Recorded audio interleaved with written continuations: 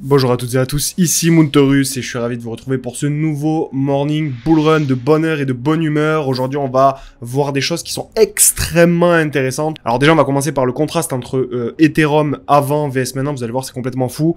On parlera également de Donald Trump, je vais vous expliquer vraiment pourquoi Donald Trump veut baisser les taux d'intérêt et pourquoi selon moi les taux d'intérêt vont baisser, ce qui va avoir évidemment des conséquences incroyables sur le marché des altcoins et donc ça vous concerne à vous en tant qu'investisseur sur le marché des crypto-monnaies. Finalement, quand est-ce qu'on va pouvoir avoir enfin une appréciation du prix des altcoins? Et on finira par une petite surprise, quelque chose que je vous ai un petit peu déniché. C'est un indicateur qui va vous permettre de prédire avec précision le top de marché au niveau de BTC. Oui, je vous ai bien dit le top de marché, vous allez pouvoir le prédire. C'est un indicateur qui est pour moi extrêmement pertinent et que vous allez pouvoir vous utiliser de votre côté.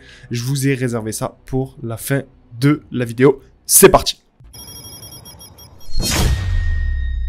Allez, on commence avec... je voulais vraiment faire un point avec vous parce que, en fait, c'est super chiant de voir qu'il y a toujours les mêmes patterns qui se répètent dans le marché des cryptos. On avait vraiment, et je vais vous mettre en face un contraste assez saisissant. En mars, on avait cet article. C'est pas l'article que je mets en cause, c'est plutôt le contexte global. Pourquoi ETH perd-il son attrait aux yeux des investisseurs? ETH s'est enterré lui-même. On avait des analystes qui nous expliquaient que on avait des solutions de layer 2 qui drainaient la valeur du réseau principal et on trouvait toutes les raisons pourquoi Ethereum finalement ne performait pas, alors que la raison c'est juste que c'était pas le moment, et donc on justifiait ça, si vous voulez, par des éléments fondamentaux.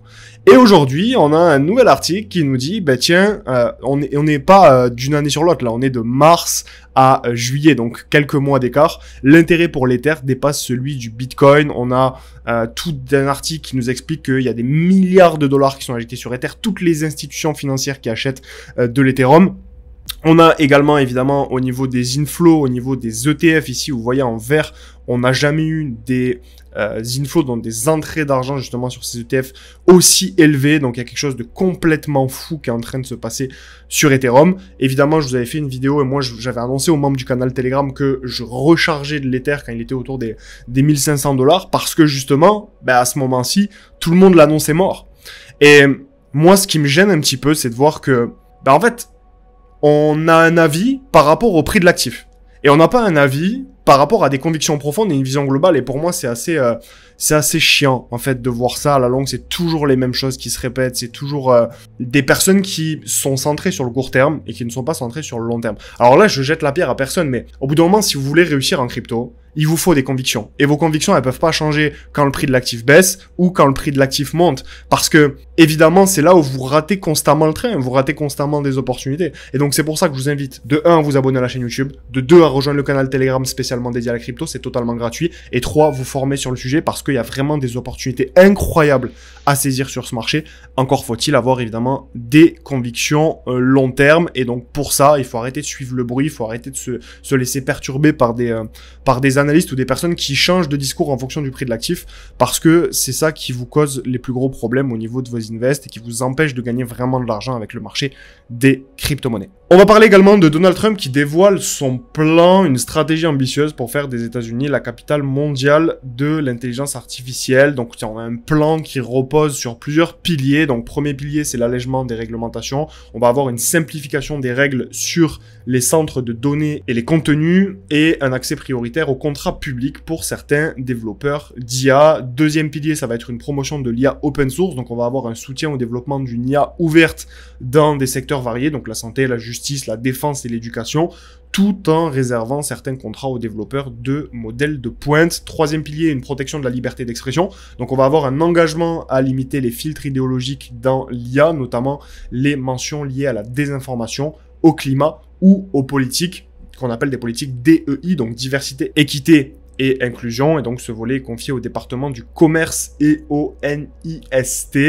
Et après, on a d'autres piliers comme le développement des infrastructures, la souveraineté industrielle et la stratégie géopolitique. Donc, on a vraiment un plan global qui a été mis en place par Donald Trump pour faire de son pays la capitale mondiale de l'intelligence artificielle. Donc, on avait déjà eu la capitale mondiale, justement, des cryptos, et là, c'est l'IA. Et donc, ça veut dire quoi, les amis? Ça veut dire que, tout simplement, pour moi, on va avoir la Chine qui va vouloir faire pareil. Et donc, on va avoir comme ça une montée en escalade du fait de pousser l'IA, tout simplement, pour être le plus compétitif possible dans un secteur qui est en plein essor. Et ça va évidemment avoir un impact sur le marché crypto. Et je pense très sincèrement que pendant le cycle haussier, le bull run des altcoins, eh bien, on risque d'avoir une exposition immense autour des projets, notamment l'intelligence artificielle. Et donc, ça veut dire quoi? Ça veut dire tout simplement qu'il y a des opportunités à saisir. Évidemment, je partage pas d'altcoin précisément ici dans les mornings parce que non seulement c'est réservé au groupe privé, deuxièmement, j'ai pas votre contexte et une stratégie d'investissement, ça se fait au cas par cas. Et dernière chose, il n'y a pas de bons ou de mauvais tokens, il n'y a que des bons ou des mauvais tokens en fonction des différentes stratégies et des différentes allocations de portefeuille que vous avez. Et donc, je vous conseille d'aller regarder, si vous le souhaitez,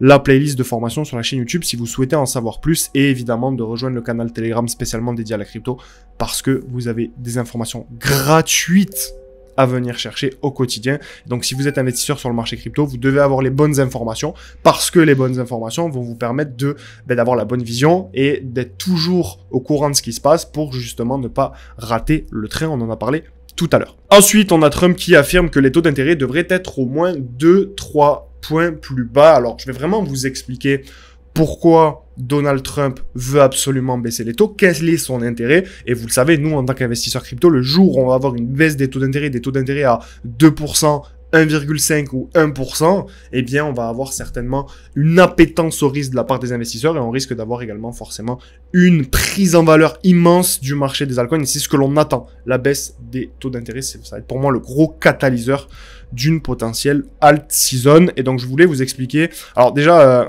c'est assez drôle, j'ai trouvé dans l'article, on a Donald Trump qui attaque le nouveau patron de la Fed et le traite d'abruti. Donc, il y a vraiment, il veut pas en démordre. En fait, il veut vraiment qu'on ait des taux d'intérêt qui baissent. Il parle de licencier Jérôme Powell. Après, il dit qu'il va pas le licencier. Après, je pense qu'il a des conversations avec lui qui sont assez tendues, si vous voulez. Mais lui, il veut absolument que les taux baissent et il n'y a pas d'autre chemin possible pour lui. En tout cas, toute sa stratégie repose sur la baisse des taux. Donc, c'est plutôt une bonne nouvelle pour nous parce que quand vous avez le président des États-Unis qui est l'homme le plus puissant du monde qui veut absolument baisser les taux, ben forcément, ça augmente les probabilités pour qu'on ait une baisse des taux avant la fin de l'année et donc qu'on ait une prise en valeur potentielle des altcoins.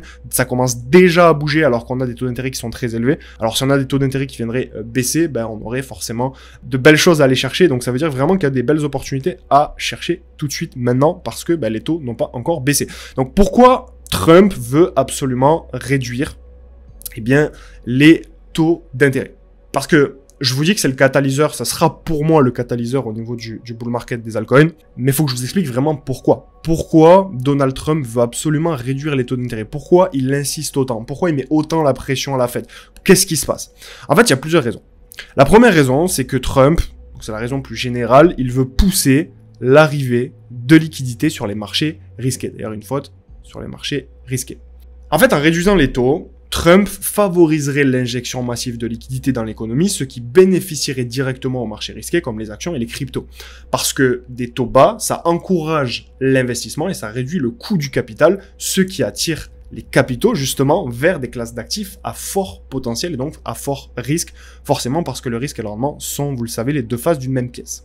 Le deuxième point, et c'est ça vraiment qu'il faut capter, c'est que affaiblir le dollar, ça permet de réduire le poids de la dette. Aujourd'hui, on a une dette des États-Unis qui s'élève à plus de 35 000 milliards de dollars, ce qui est un ATH, ce qui est complètement fou. Et en fait, avec une dette fédérale qui atteint des niveaux historiques, eh bien, la baisse des taux, ça permettrait de réduire significativement la charge des intérêts à payer.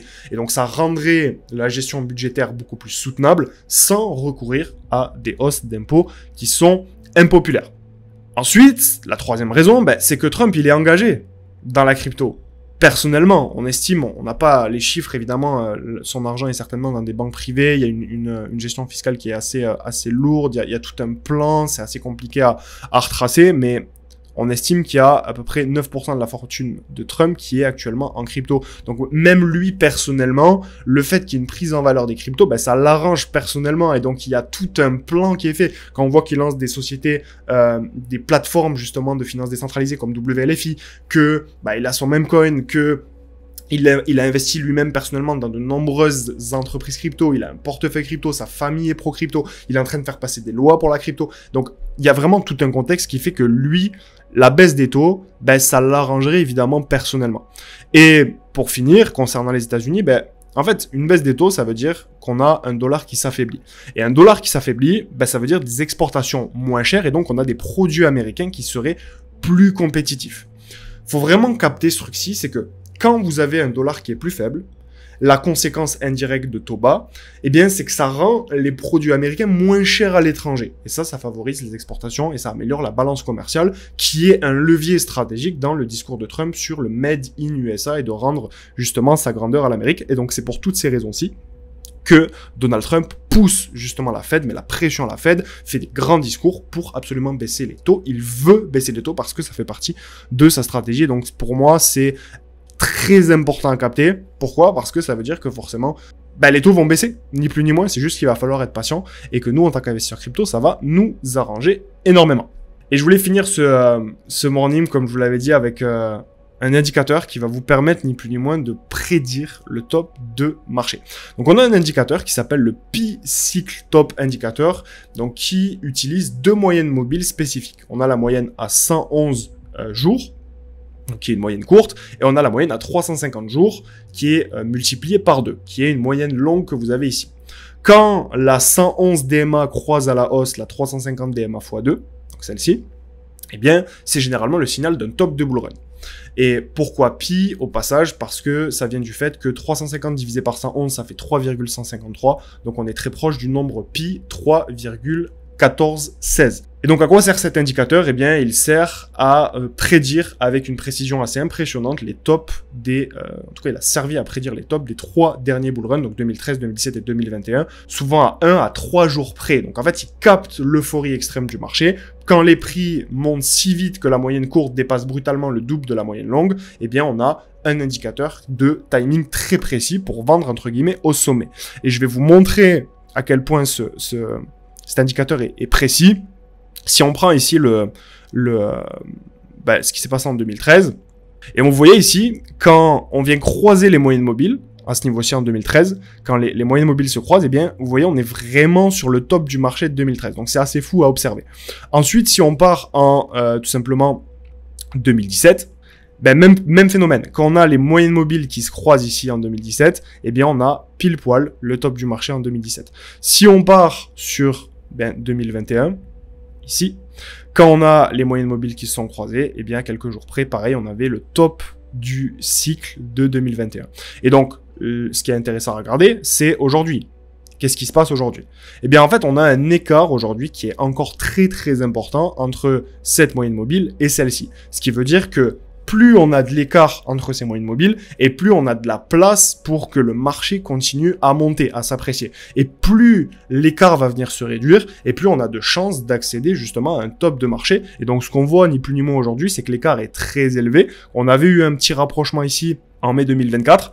C'était un rapprochement qui s'était effectué, mais on était très loin, encore une fois, d'avoir ces moyennes mobiles qui se croisent. Et là, l'écart est encore plus important. Donc, tous ceux qui pensent aujourd'hui qu'on a, un top de marché, qu'il faut revendre, que là, le season est passé ou quoi que ce soit, dites-vous qu'on n'a rien vécu encore. Qu'on est vraiment au tout début de quelque chose d'assez exceptionnel. On l'a vu dans ce morning, que ce soit via les taux d'intérêt, via ce qui se passe au niveau de la régulation, via ce qui se passe au niveau des indicateurs, via ce qui se passe techniquement. Il y a encore de très beaux jours à vivre. Et tout ce qui va se passer de plus beau concernant vos portefeuilles, concernant le marché des cryptos, concernant les altcoins, eh bien, c'est devant nous et c'est pas derrière nous. Et c'est ce que je voulais que vous reteniez absolument de ce morning. C'est tout pour cette vidéo. J'espère que ça vous a plu. Si c'est le cas, n'hésitez pas à vous abonner à la chaîne, à rejoindre le canal Telegram, à laisser un like et un commentaire sur cette vidéo si vous avez des questions. Et quant à moi, je vous retrouve très vite pour une prochaine vidéo sur la chaîne YouTube. C'était Moutorus. Ciao, ciao.